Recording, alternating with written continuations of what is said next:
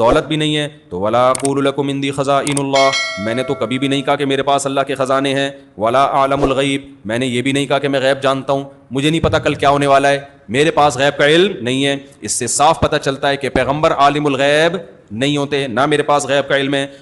السلام علیکم ناظرین، قرآن پاک کی یہ آیت کریمہ قل لا اقول لکم عندی خزائن اللہ ولا اعلم الغیب،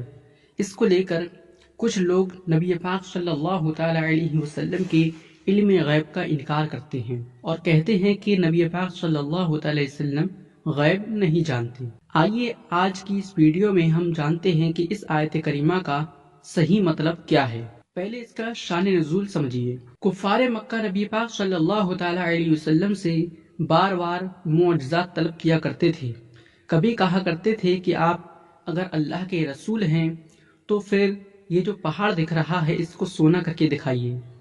کبھی کہا کرتے تھے کہ یہ بتائیے کل کیا ہونے والا ہے، اور ان کا مقصد ایمان لانے کا نہیں تھا بلکہ ان کفار مکہ کا مقصد اپنا فائدہ اٹھانا تھا، اس لیے کہ وہ رسول پاک صلی اللہ تعالی علیہ وسلم کو نہ رسول مانتے تھے نہ ہی آپ پر ایمان لانے کا ارادہ کرتے تھے، بلکہ وہ آپ سے یہ معجزات اور اس طرح کی باتیں اس لیے کہا کرتے تھے تاکہ وہ خود فائدہ حاصل کر سکیں، اور وہ معاذ اللہ حضور کو جادوگر سمجھتے تھے۔ اگر حضور ان کے لیے پہاڑ کو سونا بنا دے یا انہیں بتا دے کہ کل کیا ہونے والا ہے تو وہ خود فائدہ اس سے اٹھا سکے، یہ کفار مکہ کا ارادہ ہوا کرتا تھا اور مقصد ہوا کرتا تھا۔ حالانکہ نبی پاک صلی اللہ تعالی علیہ وسلم سے کفار مکہ نے معجزات طلب کیے تو نبی پاک صلی اللہ تعالی علیہ وسلم نے بے شمار معجزات ان کفار مکہ کو دکھائے۔ جیسے مثال کے طور پر چاند کے 2 ٹکڑے کر کے دکھا دینا کتنا بڑا معجزہ تھا، لیکن اس کے باوجود بھی وہ ایمان نہیں لائے۔ اسی طرح درختوں، جانوروں سے کلمہ پڑھوانا، اپنے رسول ہونے کی گواہی لینا، اور بھی بے شمار معجزات ہیں جو کہ نبی پاک صلی اللہ تعالی علیہ وسلم نے ان کفار مکہ کو دکھائے، لیکن وہ ایمان نہیں لاتے تھے اور نہ ہی ان کا مقصد تھا ایمان لانے کا۔ تو اللہ تبارک و تعالی نے یہ آیت کریمہ نازل فرمائی تاکہ ان کفار مکہ کو اپنے پیارے حبیب صلی اللہ تعالی علیہ وسلم کی زبان اقدس سے جواب دے دی کہ اللہ تعالیٰ فرماتا ہے قُلْ لَا أَقُولُ لَكُمْ عِنْدِي خَزَائِنُ اللَّهِ وَلَا أَعْلَمُ الْغَيْبَ، اے کفار مکہ، میں تم سے نہیں کہتا کہ میرے پاس اللہ کے خزانے ہیں، اور نہ میں یہ کہتا ہوں کہ میں غیب جانتا ہوں، بلکہ جو میں کہتا ہوں وہ میں یہ کہتا ہوں کہ تم اسلام لے آؤ، آخرت کے عذاب سے بچ جاؤ گے۔ تم اسلام لے کر آؤ، مجھ سے بار بار معجزات طلب نہیں کرو، تم نے بہت معجزات طلب کر لیے، اب سیدھے ایمان لاؤ۔ یہ مقصد تھا اس آیت کریمہ کو نازل کرنے کا، اور اس میں نبی پاک صلی اللہ تعالی علیہ وسلم کے علم غیب کی نفی نہیں ہے۔ اس میں دیکھیے اللہ تعالیٰ فرماتا ہے اے محبوب تم ان سے کہہ دو کہ میں تم سے نہیں کہتا، قل، اے محبوب تم فرما دو لا اقول لکم، میں تم سے نہیں کہتا۔ تو نہ کہنا اور نہ ہونا اس میں بہت بڑا فرق ہے۔ جیسے کوئی امیر شخص ہے، اس کے پاس بہت سارا مال و دولت ہے، بہت بڑا گھر ہے، اب وہ لوگوں سے کہے اے لوگوں میں تم سے نہیں کہتا کہ میرے پاس بہت سارا مال و دولت ہے، اور میں تم سے یہ بھی نہیں کہتا ہوں کہ میرے پاس بہت بڑا گھر ہے، تو کیا مطلب اس کا؟ کیا اس کے پاس مال و دولت نہیں ہے؟ کیا مطلب کہ اس کے پاس گھر نہیں ہے؟ اس کے پاس مال و دولت بھی ہے، گھر بھی ہے، لیکن وہ کہتا نہیں ہے۔ تو اس آیت کریمہ میں یہی ہے کہ اے محبوب تم ان سے کہہ دو کہ میں تم سے نہیں کہتا کہ میرے پاس اللہ کے خزانے ہیں، اور میں تم سے یہ بھی نہیں کہتا کہ میں غیب جانتا ہوں۔ تو اس میں کہنے کی نفی ہے، غیب جاننے کی نفی نہیں ہے۔ اسی کو تفسیر روح البیان میں اس طرح ذکر کیا گیا ہے، دیکھیے لا اقول لکم عندی خزائن اللہ، اس کے بعد لکھا ہے ای، مطلب یہ ہے لا ادعی ان خزائن مقدوراته تعالی مفوضۃ الی اتصرف فیہا کیف اشاء استقلالا و استدعاء، یعنی میں دعویٰ نہیں کرتا کہ میرے پاس اللہ تعالیٰ کے خزانے ہیں کہ وہ مجھے سپرد کر دیے گئے ہیں، میں جیسا چاہوں اس میں ذاتی طور پر تصرف کروں۔ ہاں، مصنف جو ہیں تفسیر روح البیان کے، انہوں نے یہ بھی بتا دیا کہ اس آیت کریمہ میں ذاتی طور پر اللہ تعالیٰ کے خزانے ہونے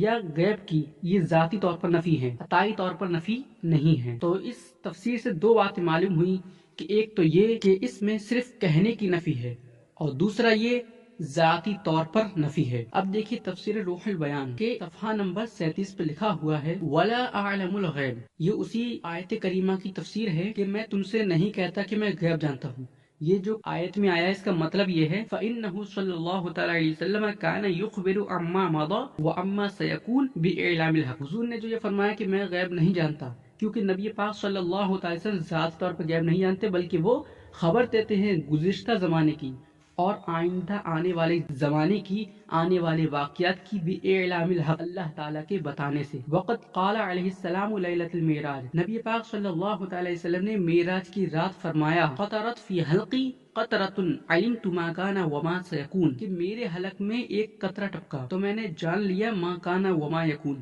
یعنی جو کچھ ہو چکا اور جو کچھ ہوگا وہ تمام باتوں کو جان لیا۔ آگے دیکھیے لکھا ہے فمن قال، تو جس نے یہ کہا ان نبی اللہ لا يعلم الغیب فقد اخطأ فیما اصاب، جس نے یہ کہہ دیا کہ اللہ کے نبی غیب نہیں جانتے تو اس نے غلطی کی اس میں جس معاملے میں وہ درست تھا۔ مطلب یہ کہ پہلے وہ یہ سمجھتا تھا، یہ جانتا تھا، یہ عقیدہ رکھتا تھا کہ اللہ کے نبی صلی اللہ علیہ وسلم غیب جانتے ہیں، لیکن جب اس نے یہ آیت سنی تو اس نے یہ سمجھ لیا کہ اس آیت میں تو غیب کی نفی ہے، تو اس سے پتہ چل رہا ہے کہ اللہ کے نبی غیب نہیں جانتے۔ جس نے اس آیت کو پڑھ کر، اس آیت کا ترجمہ سمجھ کر یہ سمجھ لیا کہ اللہ کے نبی غیب نہیں جانتے، تو مصنف روح البیان فرما رہے ہیں کہ اس نے غلطی کی، کیونکہ نبی پاک صلی اللہ تعالی وسلم غیب جانتے ہیں، اور اس آیت میں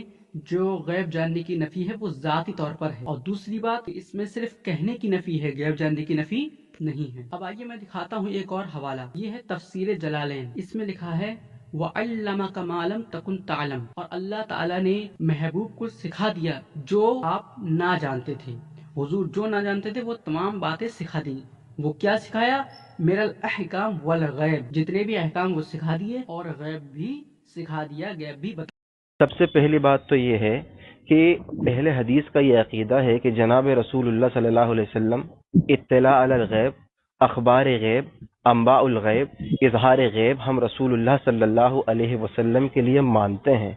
اطلاع ہو جانا یہ غیب ہوتا ہی نہیں، علم غیب بتا دیا۔ اور میں نے جتنے بھی حوالے پیش کیے ہیں اس میں اطلاع علی الغیب یا اظہار غیب یا اخبار غیب یہ نہیں ہے، بلکہ علم غیب ہے، یا علم الغیب، علمک الغیب، اس طرح کے جملے ہیں، یعنی علم غیب ہے، اخبار غیب وغیرہ نہیں ہے۔ حالانکہ اطلاع علی الغیب، اخبار غیب، علم غیب وغیرہ یہ سب ایک ہی ہوتے ہیں، لیکن آج کل وہابیوں نے نبی پاک صلی اللہ تعالی علیہ وسلم کے علم غیب کا انکار کرنے کے لیے یہ نیا طریقہ نکالا ہے، تو اس کا رد بھی علم غیب کا صراحتاً لفظ ذکر کر کے کر دیا گیا۔ میں اور کوئی غیب کیا تم سے نہا ہو بھلا، جب نہ خدا ہی چھپا تم پہ کروڑوں